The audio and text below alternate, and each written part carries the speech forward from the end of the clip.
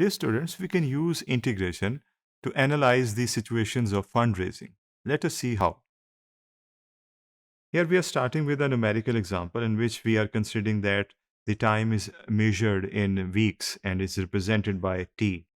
And the contributions in response to a fundraising campaign will be coming in at the rate of this. यहाँ पर हमें ये बताया गया है कि इस फंक्शन के ज़रिए हमें पता चल रहा है कि जो फंड्स आ रहे हैं फंड रेजिंग कैंपेन की वजह से, जिसमें हम फंड्स रेज करना चाह रहे हैं, फॉर एग्जांपल कोविड-19 के मुतासरीन के लिए या किसी और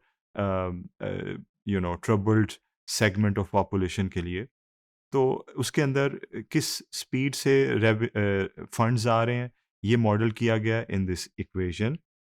और उस कैंपेन के एक्सपेंसेस भी हैं, because whenever a campaign is conducted we have to incur some expenses.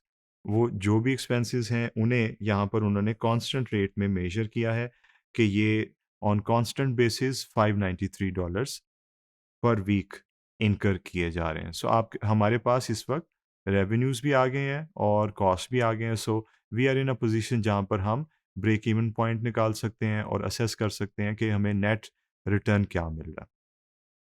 और इसमें हम ये भी असेस कर सकते हैं कि कितने वीक्स लग रहे हैं जहाँ पर रेवेन्यू और कॉस्ट जो हैं वो इक्वलाइज हो जाएंगे।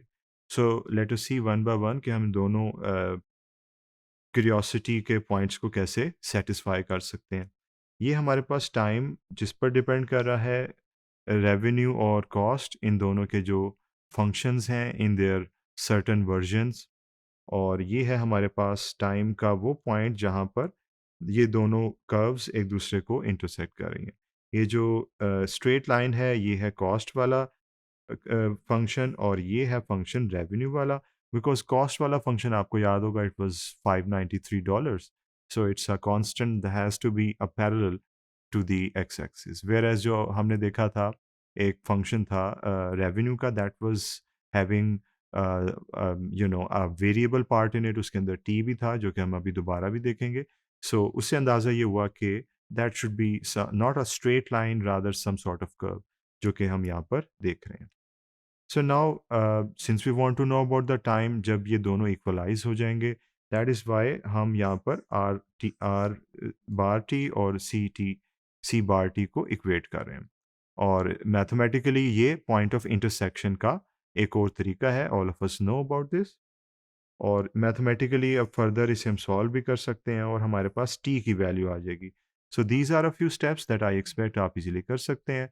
ये एक फंक्शन ऐसा बन गया जिसके अंदर एक्सपोनेंशियल टर्म है और नेचुरल एक्सपोनेंशियल टर्म है, जिसका सोल्यूशन ये होता है कि हम उसका नेचुरल लॉग लेते हैं और वो कैंसल आउट हो जाते हैं जहाँ पर आप देख रहे हैं।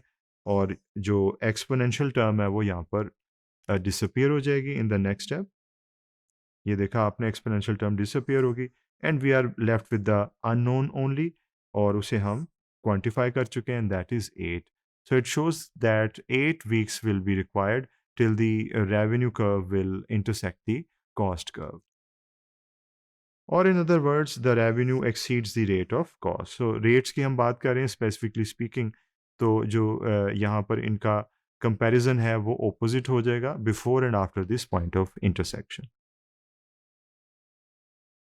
सो हमने इसको आइडेंटिफाई कर दिया विद सर्टेन वैल्यू, क्योंकि हमने इस वैल्यू को फिगर आउट कर लिया है। जो स्पेसिफिक टाइम है दैट इज़ 8 वीक्स। अब हम चाहेंगे कि हम इस एरिया को कैलकुलेट कर सकें, बिकॉज यहाँ पर हमें नज़र आ रहा है कि revenue is having a upper hand as compare to the cost. So वो नेट अर्निंग्स हैं जिन्हें हम क्वांटिफाई करना चाहते हैं, जो कि एक्चुअली हमारे पास अमाउंट आएगी एज अ रेज्ड फंड, जिसे हम देन एलोकेट कर सकते हैं टू इफेक्टीज ऑफ कोविड-19 या कोई भी किसी और नोबल कॉज के लिए। तो हम इस चीज़ को क्वांटिफाई करना चाहेंगे और उसके लिए ये फार्मूला हम कह सकते हैं, that is NET/RT/CT over this. So range हमारे पास बन गई, लोअर अपर लिमिट बन गई, और वो बनी हमारे पास using the equality of R bar T और C बार टी जो हम लास्ट स्टेप में कर चुके हैं। So now we are set for the definite integral application, because हमारे पास लोअर अपर लिमिट्स भी हैं और एक फंक्शन भी। मज़ीद हाइलाइट किया हुआ है सारी चीज़ को, और वो ये है कि नेट अर्निंग्स जैसे मैं पहले भी बता चुका हूँ ये होगा, और area under the revenue curve ये तमाम एरिया होगा including this area which is a rectangle, और ये जो रेक्टेंगल है वो area under the cost curve है। जैसे आप देख सकते हैं कि कॉस्ट कर्व के under between these ranges the area is this rectangle.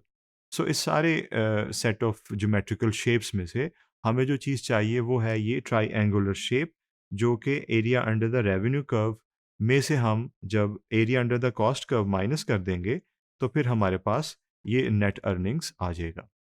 So after visualising this now we can develop the formula. आप देख रहे हैं कि जो ट्राइएंगल है हमें वो रिक्वायर्ड है, और ये है area under the revenue curve, और ये है area under the cost curve. दोनों की चूंकि रेंजेस सेम हैं, लोअर अपर लिमिट्स हमने सेम रखी हैं फॉर बोथ।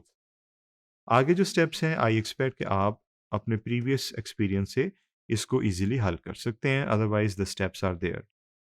यहाँ पर ये भी बताया हुआ है कि यहाँ पर सॉल्व करने में कौन से रूल्स यूज हुए हैं, and this is the derivative over this is the exponential rule of integration that we have already studied.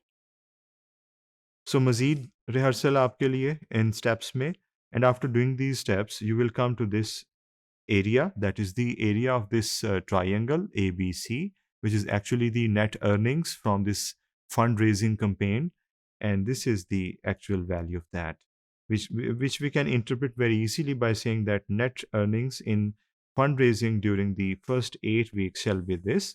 So हम ये कह सकते हैं कि net earnings हमारे पास पहले 8 हफ्तों में इतनी होगी, and this is that amount which is now available without any further deduction to be distributed for the people we were raising the fund for. Thank you.